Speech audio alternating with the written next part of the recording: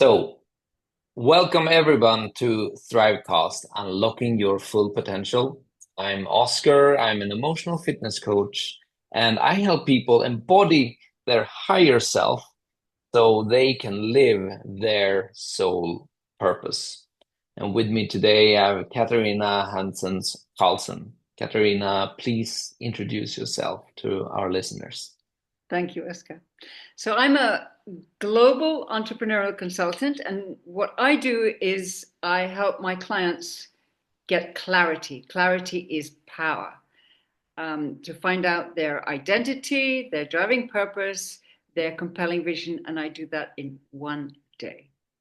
So today we're going to talk about one of my favorite subjects and one of my least favorite subjects, procrastination, because you know what? We all do it in some way. So, first of all, we're going to define what is procrastination. So, for me, procrastination is when you know you should do something. I mean, they say this in church. It used to really bother me. We've done what we shouldn't do, and we haven't done what we should do. So everybody in the church feels guilty, right? So this is not about that. So procrastination, when you're in a business, is the things you don't want to do, and you make an excuse, or I make an excuse one week, and the excuse goes on for the next week, etc., etc., etc., until the whole list piles up. Okay, so for me,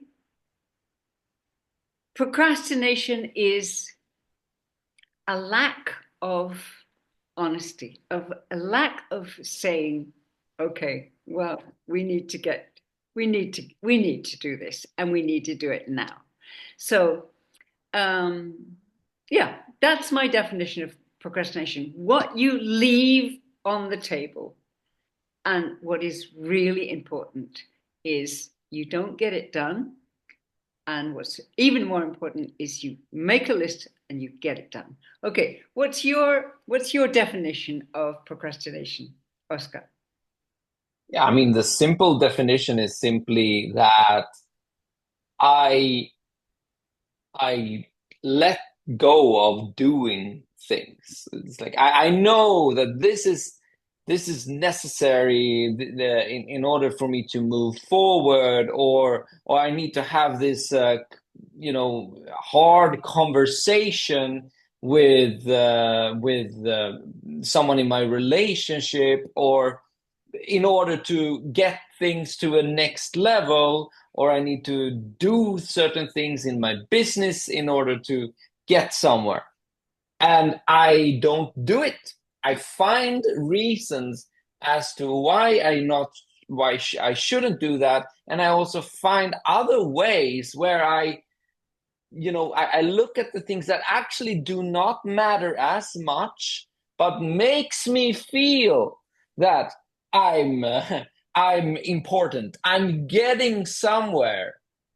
Right? Or our mind deludes us that we're getting somewhere out of us doing small, meaningless things. Yeah. And we put it off until we have this mountain, or even better, we have a deadline, and we feel how this deadline is like it's starting to eat parts of our soul almost. And finally, it becomes so overwhelming because we see that this span it's just decreasing, and it's like then at the last second or last week or last night, we sit there and we study for this exam, to like we're absolutely spent and totally exhausted. And yeah, that is essentially procrastination in a nutshell for me. I heard, it was a long time ago, there was a video that was talking about the procrastination monkey. It's essentially that there's a monkey in our mind that finds ways to just take the steering wheel and wanting to be there with the steering wheel, and our other, rational mind just looks at the monkey and cannot do anything because the monkey is just standing there with the steering wheel, steering us to meaningless stuff. And the other one is just panicking because that fucking monkey won't jump away. And then after a while, the what was it? The procrastination monster comes. Like it's a big freaking scary thing that essentially comes up because the deadline is so close. So the monkey gets freaking scared away, and then someone gets into doing things, right? But essentially, that's it. We're putting off tasks that are essential for us to move forward in life. And that is what procrastination is for me. Okay. Thank you, Oscar. Yeah. Yeah. So next question is, why do we procrastinate? So, I'm very much in favor of reinventing our inner saboteur. So the inner saboteur, the monkey, I don't know if the monster is for procrastination or against it, but for me, the inner saboteur is the monster, or it could be the monkey saying, oh, well, you don't have to do this right now because there's other things that are much more important. And that's actually not true, because what you procrastinate on is going to keep you failing. It's as serious as that. So why do we procrastinate? Because we want to do something else. And actually, sometimes we do some things that are really important. I mean, I'm a creator. I love to write. I love to do posts. I love to paint. I love to create.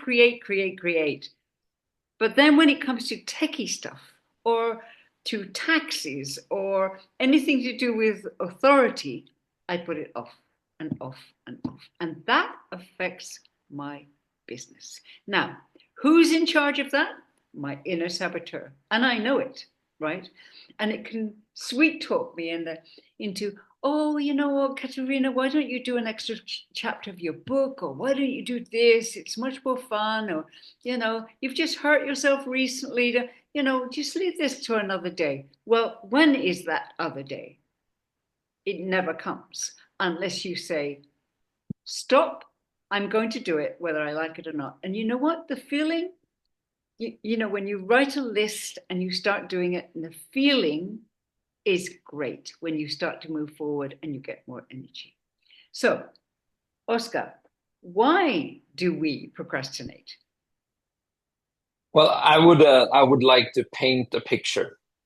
So the picture consists of three things. So you have your frame of mind, and you have the bar that you set for whatever it is that you're going to accomplish. Essentially, your goal. Let's say that the procrastination is about you need to finish or you need to study for an exam, or you need to get the exam done. And then you have like the direction, right? Which is maybe saying the knowledge, the resources in order to get get the exam done. Let's say a book. Okay, so that means that your frame of mind needs to be in alignment with the bar that you set, in an alignment with the knowledge that you have, in order for the flow to move through. Now, what the procrastination essentially is that you are in a certain frame of mind. Your identity is set as someone who does things in a particular set of way. And then you tell yourself, now I'm not... I usually do these things. This is what I do this very simply. But now I'm going to do something new in my life. So you set a new bar. You're setting this I'm going to accomplish. But you already have a frame of mind that says like, no, I'm not that. So So you start sensing how there's a there's a Yeah. distortion Yeah. between the bar you set and the frame that you're currently embodying.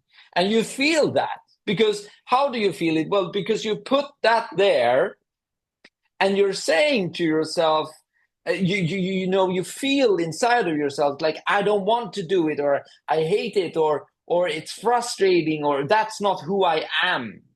See, so somehow you are saying that, well, I am not that. So essentially, you will always go back to your view, your way of viewing yourself, and until that view is in alignment with the results or the bar you set for yourself, which means that you start the day from a frame of mind that comes from the place of I have already done this, or I can do this, or I will do this, or it is done. It was done yesterday. There's so many ways that you can use yourself to put yourself in the emotional and the consciousness state that makes that happen easily. And that is usually what procrastination is. And the main problem is that people do not change who they are. They don't change their self concept to be in alignment with what they desire to do. Now, then they are those who make this in a way that they're approaching it from a doing point of view, right? Where they breaking down, I'm going to accomplish this. So I will read half a sentence, or I will read half a page in a book that is 300 pages, and I will at least have it done in 2 years, because after 2 years the book will be done, right? So you have broken it down, and you have started to at least do it small steps. That's why they say it. Make it very simple to start, because then after a while you will have come to the place where the result is done. So that's approaching it from a doing standpoint. But if you really want to make this, fast, then you approach it from a being standpoint. So you look, I feel that I am not at this level, but I will let go of whatever it is that I'm saying to myself that makes me not being at that level. So that's how I would look at this. What would you comment on that, Katarina? Yes, it's a lot to do with identity and a lot to do with standards. The next question is, how do we beat procrastination?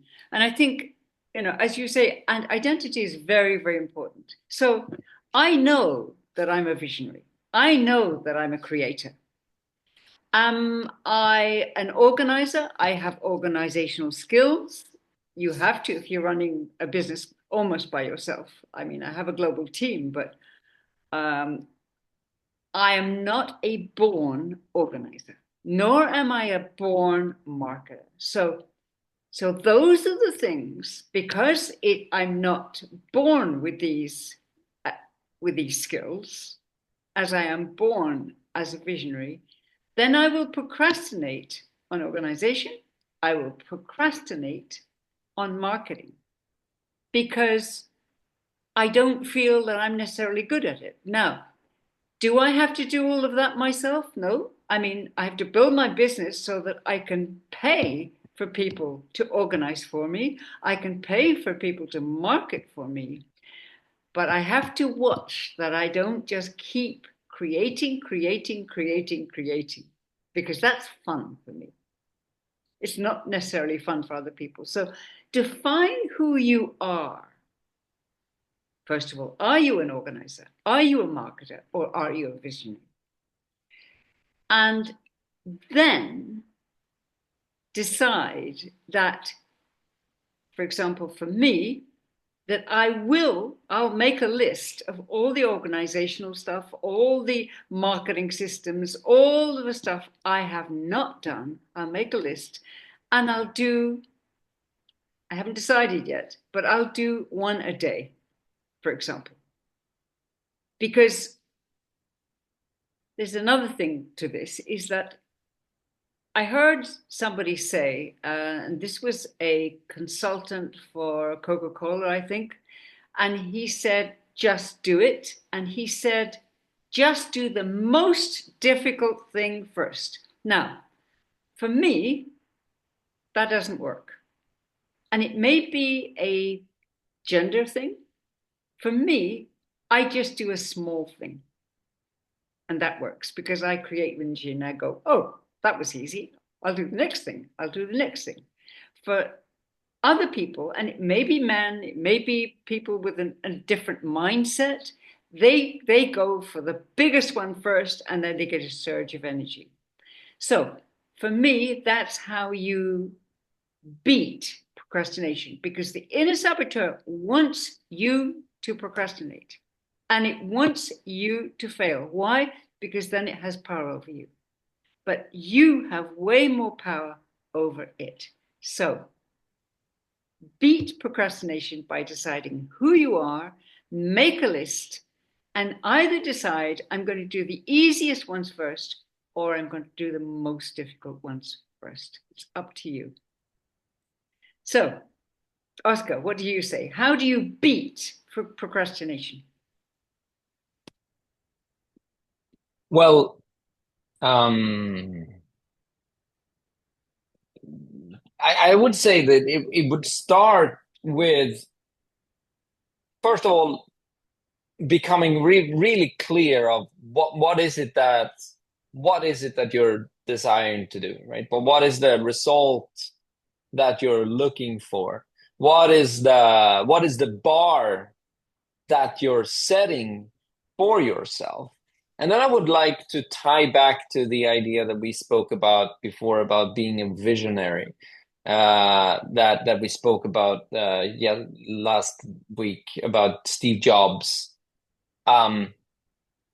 Because the thing is this, that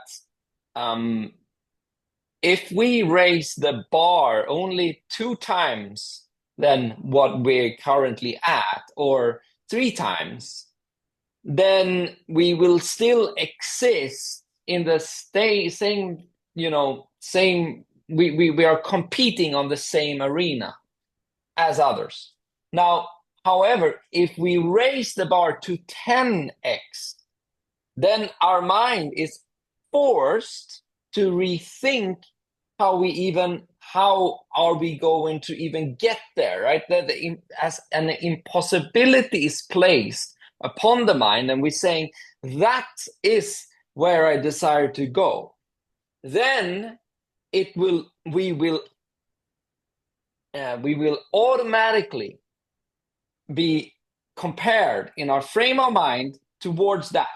And we understand that there is a shift that needs to be done in order to get there.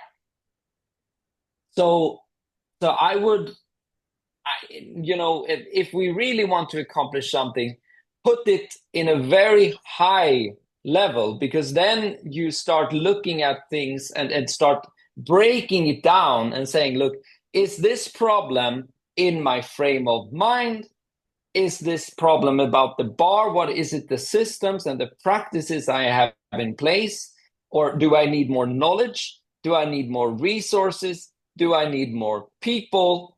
Right? We become more of the ones that start looking at what exactly is it that needs to be in place in order for this to happen. Because, for instance, from my side, I'm excellent at processing, taking care of emotions, helping other people with that. So my default mode can be to go into and start shifting and changing my mindset.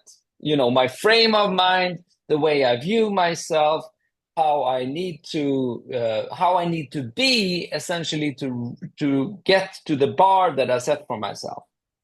But what I start to realizing now is that if I have set up a system, around me, let's say that my marketing system is set up in a way that is constantly producing the same results, then I start to look at like, and maybe I feel like, oh, now I need to sit down and I need to process my emotions, and that happens on a consistent basis. Then maybe it's about me looking into the system that I have set up and start changing that. Or there's a certain type of practice. Or maybe I need to wake up 6 o'clock in the morning so I have more energy to do things, right? So when it comes to procrastination, it's not only necessarily the mindset. It's certain capacities in the systems for the thing that you want to be done to be in place. Like, let's say, like, if someone is completely exhausted because it doesn't get any sleep, because it goes to bed at like 1 o'clock, and before that it has looked on a horror movie, then you might feel very, very exhausted and not have the capacity to finish what it is that you're designed to do the next day. So essentially, that's why I'm saying that when someone look at things from a 10x point of view, you start becoming way more into this part of looking at, well, what is it that what you were saying, actually, what am I bad at? What is it that is not working in order for this to be done? Right? You become very neutral in your observation rather than maybe you're looking at things and you start judging yourself, because that's essentially the inner saboteur just going into the idea of like, oh, I need to become better. I need to do this, when it might essentially just be the way you've set up your life that it produces procrastination as a result. Yeah. So there are multiple ways of looking at that, but from the base, I would say that people raise the bar, and the bar is put at the place, which means that they need to raise their frame of mind. But if they see that that is handled, then they need to look at, well, do I lack certain knowledge? Do I lack people? What do I lack in order for this to actually get done? Yeah, absolutely. Yeah. So what I would encourage viewers to do is stop what you're doing, write a list.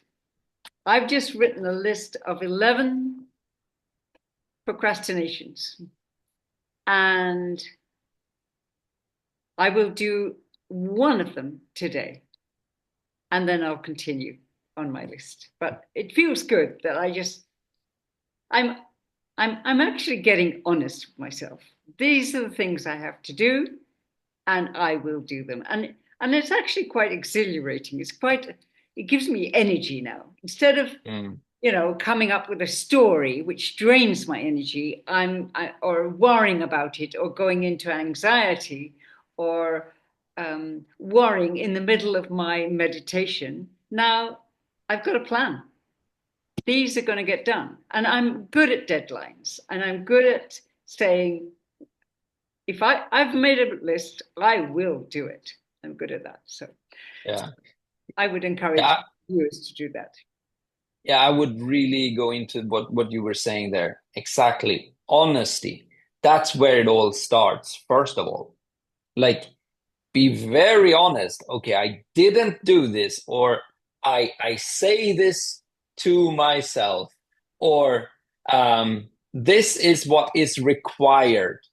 And be very real to it, and do not avoid it, and don't feel any shame around that things are not done, because essentially it's not about you having low worth. It has everything to do with there's certain things that need to be in place, or things that needs to be reorganized differently, because every one of us has the capacity to create whatever it is that we wish. It's just that we need to get it in order, right? It needs to be set up in a particular way, whether that is our mindset, our life, our relationship, our work, the way we take care of our bodies, and so forth. Okay. So, Oscar, how do we contact you? You reach me through realitydecoding.com or on Facebook as Live Your Purpose, and on YouTube, my name is Oscar Nygren there. And you, Katarina, how do people reach you? The best way is LinkedIn, Katarina Hanssens Carlsson, or Catherine Carlsson, with a K and with a C. So, just so that viewers can see our names, and see you next week. Every week we'll come up with something different. Exactly. Take care, everyone. See you next week.